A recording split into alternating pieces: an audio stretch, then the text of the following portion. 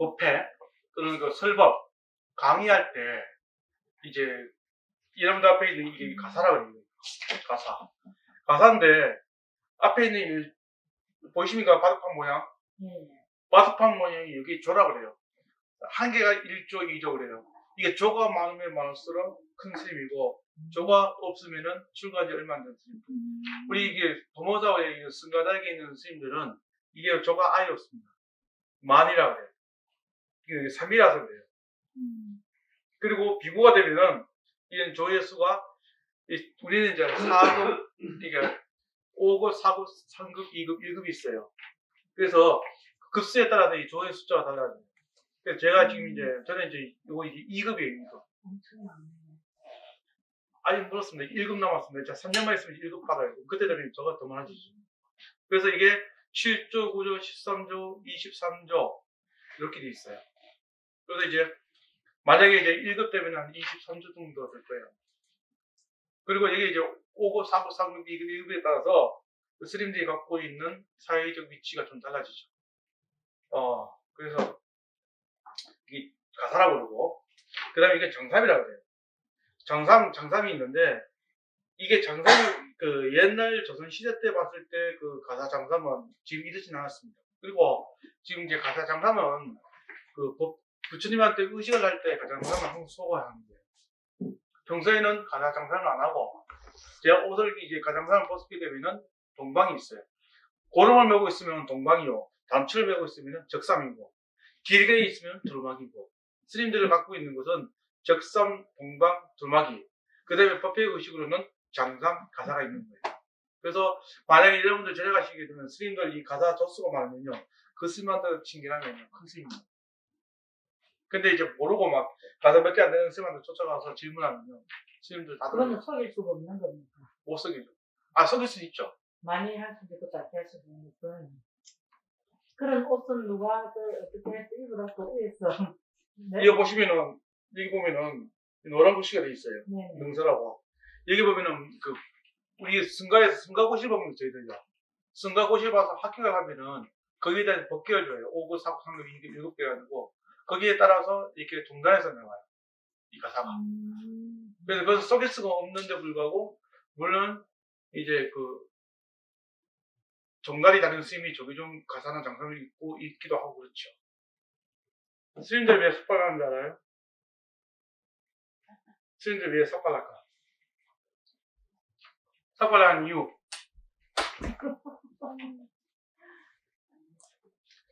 자, 스님들이 지금 현재 읽고 있는 이 가사와 이 정삼은 부처님 조성예불 또는 부처님 불공을 드릴 때 가사 정삼을 수하고 또 사찰에 어떤 그 행사가 있었을 때 가사 정삼을 수하고 부처님 계신 도량에서는 항상 가사 정삼을 다 수하고 있습니다. 평상시에는 스님들이 단추 3개 있는, 단추 4개 있는, 단추를 해가지고 입고 다니는 것은 적삼, 고름을 메고 있으면은 동방이고, 길게 하면은 두루마기. 이렇게 지금 스님들 의식이 있고, 그 다음에 이제 스님들 공양 되실 때, 바루라고 들어보셨어요, 바루? 네. 바루라는 것은 스님들 공양할 때 쓰는 바루가 있는데, 네? 네. 발우인데, 그걸 발음하게 되면 바루라고 하죠, 바루. 바루인데 원래는 발우인데 발우. 그것을 니을법칙 얘기해가지고 바로 이렇게 하는데 스님들이 평소에 지니고 다녀야 되면 옛날로 치면 옛날에 스님들이 지니고 있는 것은 적삼, 동방, 그 다음에 가사, 장삼은 없어요. 남방불교에서는. 남방불교에서는 장삼이라는 자체는 계절이 없어요. 그러면 그 가사 가지고 온몸을 두르는 거예요. 아니면 이게 속옷이라는 개념이 없어요. 그냥 가릴 수 있는 것만 가리고 난 다음에 나머지는 가사가 공을 둘러요. 남한불교는 더우니까. 그다음에 이게 대승불교에서 중국, 우리나라 넘어오면서 만들어진 게 장삼이고 이 가사예요. 우리는 가사를 몸에 들어오지는 않지 뭐. 가사를 수하고 있는, 우리는 지금 현재 이걸 가사를 수한다고 그러는 거예요. 그러나 남한불교에서는 가사를 온몸을 둘러요. 그래서 부처님 여러분들 불상 보시게 되면 지금 현재 지장보 스님이시잖아요. 지장보 스님이신데 지장보 스님도 지금 몸을 이렇게 가슴을 드러냈잖아요. 가슴을 드러내고 법회를 하는 경우가 있고요. 가슴을 온몸을 둘러싸고 이제 법회를 보는 그 불상도 보실 거예요. 그게 뭐냐면은 부처님이 그 법문을 하시거나 할 때는 통전한다고 그래요. 온몸을 다 감싸고 이 가사를 감싼다고 합니다. 통전한다고 그래요. 그렇게 불상을 보시면 되어 있습니다. 그럼 우리는 이제 남방은 그렇지만 우리 북방, 중국이나 우리나라 같은 경우는 이렇게 가사장삼을 수하는데 이 가사장삼을 수하는 상태에서 어떤 모든 의식들을 다 집전한다고 그렇게 참고하시면 돼요. 자, 또 하나는 뭐냐면은 스님들 왜 삭발하십니까? 했던 거예요. 사실은 삭발하는 곳이 있고 삭발 안 하는 사람이 있어요. 삭발 안 하는 정당이 있어요. 삭발하는 정당이 있고 삭발 안 하는 그 정당이 있는데 어떤 차이점이 있느냐? 예전에 굳이 얘기한다면요. 수행의 기준점이 달라서 그래요. 어찌 보면은. 그러니까 단박에 깨우쳐가지고 가는 공부가 있고 서서히 내가 수행해서 겹쳐져 가는 게 있는 거예요. 그러니까 쉽게 말한다면은 여러분이 뭐 눈높이를 얘기한다면은 요즘에 한참 뜨고 있는 국민 가수 김유아라는 아이가 있잖아요. 그죠? 네. 그 아이가 나오자마자 바로 노래를 떴어요. 그러면 그런 아이 같은 경우는 타고난 거예요. 그걸 우리 불교 갔을 때 단박에 그 자리에 갔다 오게 돼요. 그리고 반대로 그 유재석이라는 사람은 또 오징어 김이 오일남이라는 이분들 같은 경우는 다 무명 시절이군요. 무명 시절인데 자기가 수많은 시간 동안에 자기 자신을 닦아서 그 위치에 올라간 거예요. 그걸 점차적으로 닦아서 깨우친다. 그래서 그 점오라고 해요. 도노돈수 그잖아요. 도노돈수, 점오, 점수라는 말이 있거든요. 그게 우리 불교 용어인데 여러분들 용어 쉽게 푼다는 건 뭐냐면은 내가 이 자리에 단박이 이치를 하면서 깨우치는 것을 최상승으로 보고 있는 거예요. 하도 참선하는 그게 제일 중요하게 봐요.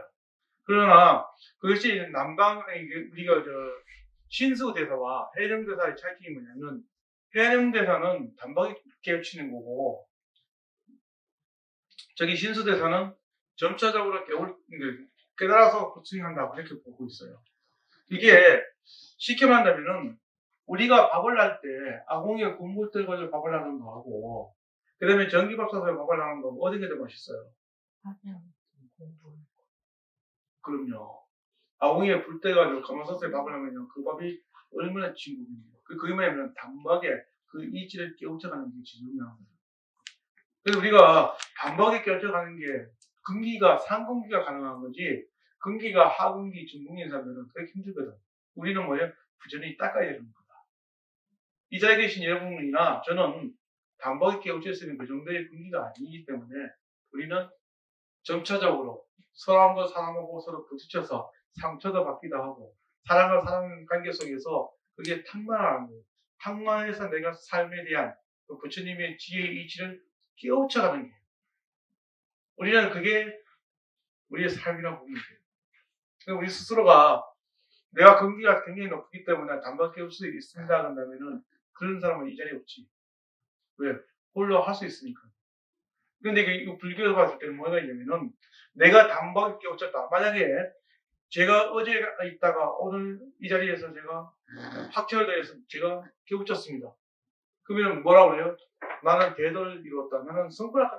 이 자리에서 이런 분한테 얘기하면은 이게 유튜브에 방송되어지고 만약에 조계종 스님들이 알게 됐다. 그럼 어떻게 됩니까? 문제가 일어납니다.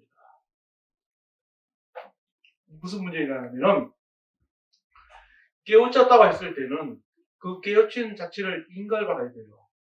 여러분들 이렇게 학교에 같은 경우는 학교에서 내가 석사나 박사 할 때는 뭐냐면 논문을 내야 되잖아. 논문 하기에 내가 심사가 돼야 석사가 되고 박사가 되잖아요. 마찬가지로 내가 깨달았다. 내가 학철되었다. 그러면 내가 승부했다. 그러려면 거기에 대한 인걸박사가 필요한 거예요. 내 스스로 내가 깨우쳤다 얘기한다면은 뭐가 돼요? 삶이 교주가 돼요. 그래서 가급적이면은 내 스스로 내가 깨우쳤다고 말한다는 이 자체는 사실은 이 공의 도리를 봤을 때는요, 그 말 자체가 의미가 없는 거예요. 내가 깨달았다, 안 깨달았다, 그 말 자체가 만약 정말 자기가 열심히 수행해서 상근기에 대해서 자기가 깨우쳤다고 하면은 그 깨우쳤다는 자체를 굳이 말할 필요가 없는 거예요. 뭘 보여줘요? 행을 보여주는 거야. 행. 그게 무슨 행이냐? 계행입니다. 계율을 철저히 지키면서 그것을 행하는 것. 계행을 철저하게 지키지 않은 상태에서는 누가 봐도 하는 거는 개차반인데 내 깨달았다 얘기해요. 누가 인정하겠어? 부자라도 잘 사는 부자가 있고 또는 못 사는 부자가 있어요. 잘 사는 부자는 누구냐? 기업인을 봤을 때 LG 국무회장 같은 경우는 정말 잘 사신 분. 그분은 소신이 있고 또 자기가 과거에는 삶의 철학을 갖고 계신 분이에요. 그 못 사는 사람은 뭐냐면 죄송하지만 대한항공에 있는 사람. 얼마 전에 돌아가신 조 회장님. 그분은 왜 하냐면은 일생을 당신이 굉장히 잘 사셨다고 했었는데 한순간에 무너지게 된 거는 아내와 자식들이 문제를 일으킴으로 해서 거기서는 합병 때문에 돌아가신 거잖아. 왜냐면 그 신문에 나오고 난 다음에 1년 안 돼가 미국 가서 돌아가셨거든요. 그게 뭐냐면은 내가 쌓아놨던 것을 한순간 안 무너졌다 이렇게 보시는 거예요. 불교 봤을 때 뭐예요? 인생이 무상한 자라면은 큰 생각이 필요 없는 거예요. 내가 쌓아놨던 것이 한순간 무너졌다 이 말 자체는 의미가 없어요. 왜? 자기가 그 자리 위치에 올랐을 때는 수많은 사람들이 함께 했기 때문에 그 자리에 있는 거지 나 홀로 그 자리에 있다는 건 있을 수 없는 거예요. 그게 뭐예요? 불교에 봤을 때는 아트만이에요. 내가 있기 때문에 너희들이 있는 거야. 우리 불교는요 서로 상위 상관해서 서로 의존적으로 살고 있는 거예요. 여러분들 아바타 영화 보시는 분들은 아바타의 영화의 내용 중에 하나가 뭐냐면 인드라망이라는 거 아세요? 인드라망. 인드라란 말인데 인드라가 우리 이제 한문에 준 그림이다. 그게 그리고 우리 영화는 뿌리예요. 뿌리. 그러니까 뿌리가 깊으면 깊을수록 나무는 흔들리지가 않아요. 왜요? 뿌리가 튼튼하기 때문에. 이 뿌리가 뭐예요? 내가 불교를 믿고 있는 그 믿음이 중요한 거야. 불교에 대한 믿음이 중요한데 불구하고 그 믿음에 대한 부분들이 뭐냐면은 불교에 대한 신념을 갖고 있어요. 그 믿음에 대한 신념을 갖고 있지 않은 상태에서 나는 불자다. 그러면은 내가 불자면은 거기에 신념 뿌리가 뭐예요? 내가 모든 사람이 봤을 때 모든 사람들 기감을 받았으면 그런 행동해야 될 거 아니에요. 행동은 내가 막 하고 있으면서 내가 불자라고 얘기한다면은 누가 봐도 아까 이제 우리 이제 해님께서 이웃종교 얘기했는데요. 이웃종교가 우리하고 차이점이 뭔잖아요. 이웃종교는 겉으로 드러나는 모든 모습을 굉장히 아름답습니다. 교회 제가 가끔씩 기독교 방송을 보는데 기독교 방송을 모든 방송을 보면요 사람들이 겉으로 모습도 굉장히 행복해 보입니다. 그리고 그 사람들은 그 행복하다는 자체에 뭐가 있어요? 누가 있기 때문에요? 자기 주인이 있는 거예요. 불교는 내 주인이 있는 게 아니에요. 알아요? 주님이 나를 조종하는 게 아니고 주님의 뜻대로 사십시오. 주님 뜻대로 하소서. 불교는 아니라고요. 불교는 내 자신이 불성하기 때문에 내가 깨달으면 내가 부처인 것처럼 내 삶은 내가 끊임없이 만들어가는 것이지 누구한테 의지하고 누구한테 맡기는 게 아니란 말이에요. 주종이 아니라고요. 가까운 게 아니라고 불교는. 그런데 우리는 불교를 이해할 때 잘못 이해하고 있는 거야. 부처님이 계시고 내가 부처님한테 열심히 믿고 기도하면 부처님이 내 소원을 들어줄 것이야. 그럼 이 종교가 다를 건 뭐 있어요? 주종관계잖아요. 불교는 그런 주종관계에 있는 게 아니에요. 그러나 내가 부처님을 믿고 부처님을 기도하면서 내가 그것이 기도한 만큼의 어떤 일들이 이루어졌을 때 그 이루어짐이 뭐 때문에 이루어지고 있는 거예요? 내가 그 기도에 간절함이 있기 때문에 이루어지는 거야. 부처님이 나한테 그것을 해주는 게 아니고 나의 그 간절한 마음이 그것이 내 마음이 작용을 해서 그 일을 만들어가고 있는 거예요. 내가 그 일을 만들어가고 있으면서 그것을 해내는데 불구하고 우리는 뭐라 그래요? 부처님께서는 가피로서 저를 봐줬다 이렇게 얘기하는 거예요. 우리는 그걸 무시하라고 얘기하는 게 아니에요. 교리적으로 봤을 때는 그렇고 만약에 신앙적으로 봤을 때는 당연히 부처님 우리를 옹호하고 계시고 늘 함께하고 계시죠. 그렇다 해서 부처님 우리한테 이거 해라 저거 해라 하진 않잖아요. 그래서 일체의 모든 것도 이 제작당한 것도 그렇습니다. 내가 만들어가는 것도 괴로움이고 내가 만들어가지 않는 것도 괴로움입니다. 오래 서 있으면 어떻게 돼요? 허리가 아파요. 오래 앉아있으면 뭐가 아파요? 다리가 아파요. 그리고 오래 누워있으면 뭐가요? 머리가 아파요. 진짜입니다. 중도란 것은 뭐냐면요. 적당히 서 있고, 적당히 앉아있고, 적당히 누워있으면요. 몸이 활발하게 움직일 수가 있습니다. 너무 많이 자면은요. 몽롱해서요. 할 수가 없어요. 너무 이제 오래 앉아가 책상 다리에 앉아있으면요. 못 일어납니다. 실제로 제가 초등학교 때 서울에 학교 다닐 때, 초등학교 다닐 때 친구 중 하나가 하반신 마비가 왔습니다. 하반신 마비가 와가지고 다리를 못 쓰는데 그 이유 중에 하나가 자기 집안이 너무 형편이 어렵고 어려우다 보니까 자기가 이 집안을 일으키겠다는 어린 마음에 이 집안을 일으키겠다는 그런 마음에 자기가 공부를 하는데 책상에 한번 앉았다면 2시간, 3시간 되는 거예요. 결국에는 하반신 못 쓰게 됐습니다. 우리 불교는 뭐냐면요. 뭐든지 어떻게 적당히 가장 내가 좋아하는 연예인이 있으면요. 연예인 지나간다? 이러면 되겠네요. 연예인이 오만들 공연하면 쫓아다니는 거 있잖아요. 자기 집안 다 팽개치고. 그게 뭐예요? 너무 급한 거예요. 불교는 또 뭐예요? 내가 부처님의 제자인데 자기 가정에 내 일을 소홀히 하면서 내가 부처님 제자라고 절에 있는 행동행동 다 돌아다니면서 참석을 다 하면서 실제로는 내 가정을 소홀하고 있습니다. 저는 올바른 불자가 아니라고 보고 있습니다. 올바른 불자는요, 살아있는 부처, 살아있는 성분, 내 가족을 먼저 잘 챙기라는 거야. 내 사랑하는 남편, 사랑하는 아내, 내 자식들을 챙기지 않고 내팽개치고 난 다음에 절에 와가지고 부처님으로 새벽 3시에 나와서 4시에 와서 기도하고 있습니다. 그건 제가 옳게 보겠습니까? 전 개인적으로 옳게 안 봐요. 자기 가정을 팽개치고 온다는 건 별로 좋은 모습은 아니에요. 저는 기본적으로 불자가 된다면은 자기 가정을 충분하게 거기에 해놓고 자기 역할을 한 다음에 그 나머지 부분들을 부처님과 함께 해야 되는 거지. 내 가정을 소홀히 하면서까지 부처님을 믿겠다고 데려온다면은 이거는 안 되는 거예요. 우리 그 학생 여러분들도 나중에 세월이 지나면 제 얘기를 이해하실 수 있을지 모르겠지만은 이해하면 고마운 거지만은 정말 중요한 건 뭐예요. 내가 만나고 있는 모든 인간들을 내팽개치고 그저 부처님을 가지고 있으면 그 기복신 아닙니까? 저는 그런 기복신을 갖고 있는 그런 불자분들 보면은 그것도 인연이라고 봅니다. 부처님 당시에도요. 부처님께서 내 말 알아듣겠느냐? 그랬는데 모르겠는데요. 그러면 부처님께서 2번씩 가서 얘기를 안 합니다. 왜? 제 사람이 얘기 있는데 못 알아듣는데 아직도 인연이 덜 됐구나.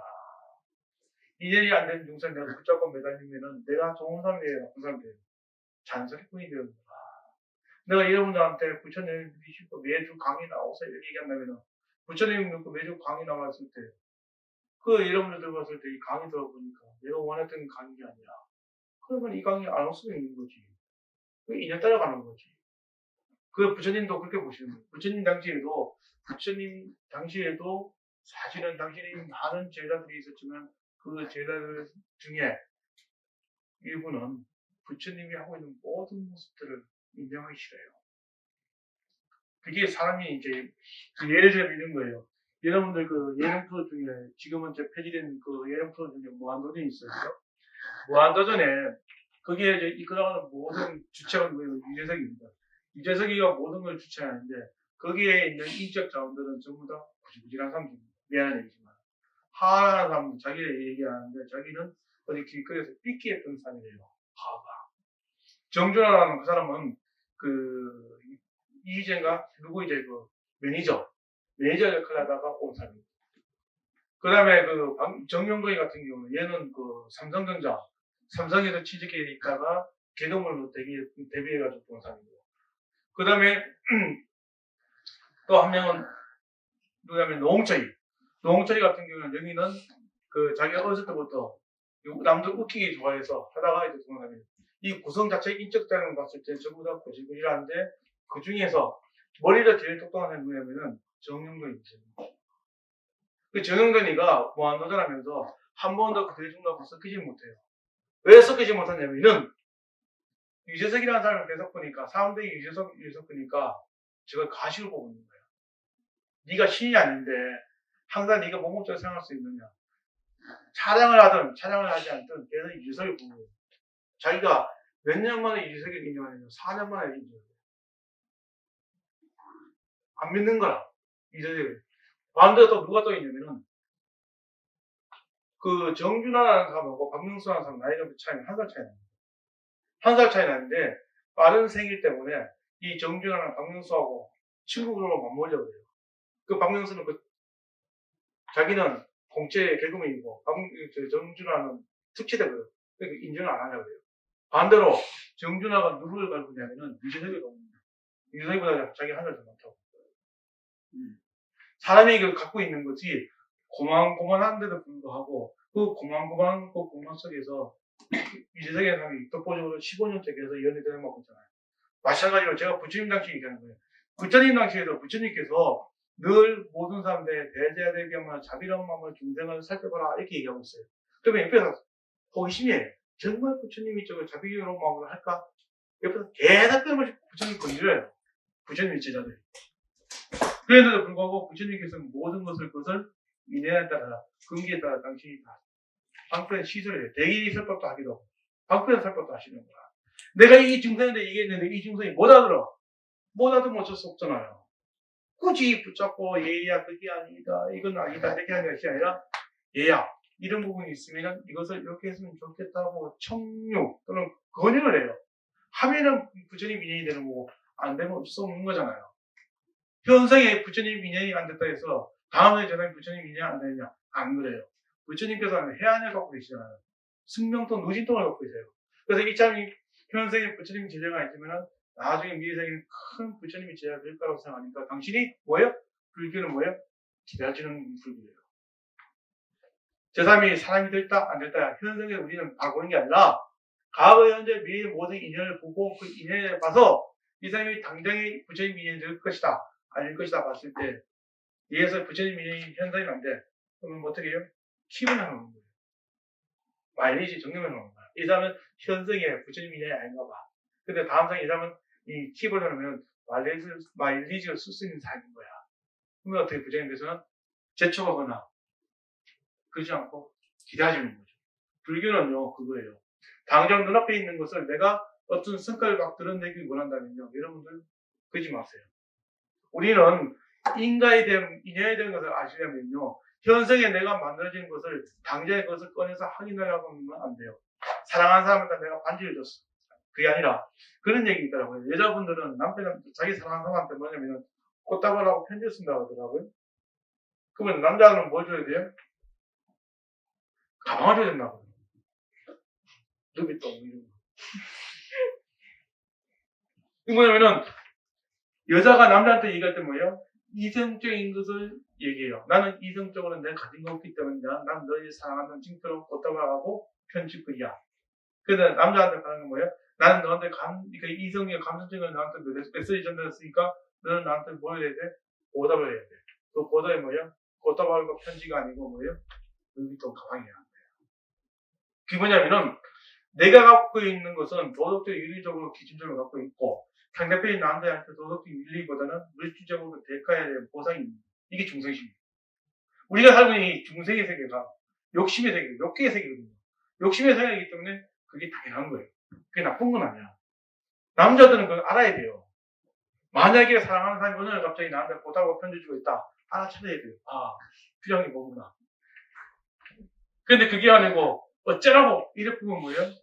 해보자는 거지. 그래서 우리는 불교 공부는 지혜의 문을 여는 것이 불교 공부지 그 지혜의 문이 아니고 돼지눈에 돼지처럼 똑같이 행동하면 만드는 거라. 그게 그예요. 꽃다발을 주면은 거기에 대해 맞게끔 대가 주는 것이 가장 지혜로운 사람이지. 그 대가를 어쩌라고 이렇게 보면요. 그 삶이 불행한 거죠. 여자가 바라는 보살인지 바라는 행복하고요. 남자가 바라는 행복이 되게 뭔잖아요. 남자는 나이가 같으면 날 가만 놔뒀으면 좋겠어. 그게 나의 행복이야. 근데 보살들을 원하는 거냐면은 뭐든지 함께 나눴으면 좋겠는 거야. 이게 뭐예요? 각자 생각하는 행복의 기준적인 가치점이 다른데 그것을 서로 마주보고 있기 때문에 결국은 뭐예요? 일체격으로 그래서 일체격으로 하는 거야. 우리가 갖고 있는 게 부부간에 부모자식 간에 초수는 1촌 무촌 그래도요 생각이 똑같을 수가 없어요. 쌍둥이라도요 생각이 똑같으냐 안 그래요. 사람마다 갖고 있는 기준점이 다 다르기 때문에 그걸 어떻게 동일하게 똑같이 볼 수 있냐는 말입니다. 그런데도 불구하고 우리는 다른 사람 그래도 나는 안 그래. 대신은 다른 사람은 다 나쁜 놈이라도 너는 안 그랬으면 좋겠어. 이런 말 있잖아요. 그게 뭐예요? 중등심이다. 불교에서는 그런 중등심을 내려놓고 그것을 비웠으면 좋겠다고 얘기하는 겁니다. 이해되십니까? 여러분들 미래를 바라봤을 때 내 미래에 내가 몇 년 살 거예요? 이렇게 물으면 여러분 몇 년 살 거예요? 얘기할 수 있겠어요? 벌써 얘기했노? 대학생들이 몇 년 살 거냐고 그러면은 향후 저 80세까지 살겠습니다. 내지 뭐 그 얘기할 줄 알았더니 몰라 얘기한다고 해서 벌써 인생 이치를 알았다는 얘기인가? 사실은 오늘 웃다가도 오늘 저녁 어떻게 될지 모르는 게 우리 삶이에요. 진짜 싫어. 제가 이제 인생에 많이 살지는 않지만 가장 슬펐고 또 슬프면서도 제가 그 현장에 가서도 공부했던 게 있는 그 평공학입니다. 제가 그 평공학을 몇 번 갔었거든요. 그 아이들이 배가 길어질 때 웃잖아요. 그게 중성심이에요. 배가 길어지니까 재밌는 거라. 그 쓰러지니까 배가 길어질 때마다 재밌는 거라. 사실은 우리는 뭐냐면 불교 공부가 그러세요. 우리는 달콤한 것에 취해가지고 내가 목숨이 목재인데 불구하고 달콤한 것에 취해가지고 나오질 못해요. 불교 공부가 그래서 중요한 겁니다. 우리가 사실은 제일 중요하게 생각하는 생사입니다. 생사. 생사의 그 생사가 두 글자잖아요. 생사의 두 글자 안에 그 시간이 얼마나 무수하게 많은 게 그게 내포되어 있는데 태어나는 죽음이 여러분 말은 그게 쉽게 얘기하면 인간을 태어난다는 게요. 수만 갑 동안 내가 복을 짓지 않으면 인간 태어나기 힘들어요. 인간 태어났으면 인간답게 잘 살면 될 건데 보면은 그게 또 아니잖아. 그게 뭐예요? 내가 갖고 있는 오염되어 있는 그런 생각들이 있으니까 그게 훈습된다고 해요. 과거에 내가 갖고 있는 것을 현재 그대로 내가 안고 있으니까 못 버려요. 그래서 그게 훈습된 인연이라고 해요. 유식에서는 종자가 훈습된다 해가지고 과거에 내가 담고 있던 그 과거에 안 좋았던 그 시기 훈습되어 있는 것이 몸속에 습기가 몸에 가득 차 있으니까 새로운 세계가 바뀌어도 그것을 안 버리려고 해요. 그래서 사람들 중에서는 개만도 못한 인간들 많잖아요. 보셨어요? 정승마도 못한 인간들 많잖아요.